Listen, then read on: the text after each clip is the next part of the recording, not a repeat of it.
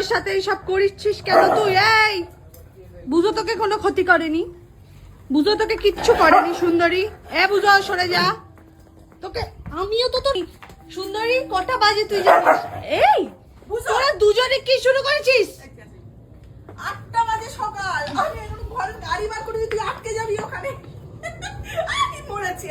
তুমি কেন দরজাটা তাহলে খুললে? এবার যদি ও আটকে যায়, কি করে যাবে ওখানে? দেখ ও সব যেতে পারে। ঘড়িটা দেখা সকাল কটা। সেটাই তো, রোজ 1 ঘন্টা করে পিছনে পিছনে হচ্ছে। 11 না, প্রথমে 11টা, 11টা থেকে 10টা, এখন 10টা থেকে 9টা, 9টা থেকে 8:30, এখন 8টার মধ্যে চলে এসছে। দেখ ঘর বাড়ির কি অবস্থা দেখেছিস? মিল্কি বলছে আরে ভাই আমি যখনই আসি বাড়িতে এই গরুটা চলে আসে তো, তাই না মিলি? একদম ভালো লাগছে না মিলির।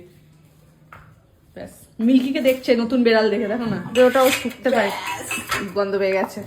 এই ধরো ধরো ধরো সুন্দরী, ওটা আমি তোকে ছিঁড়ে দেবো, এটা আমি তোকে ঠিক ছিঁড়ে দেবো। এটা প্যাকেট শুদ্ধ খাওয়ার কোনো দরকার নেই, তোকে অবশ্যই দেওয়া হবে।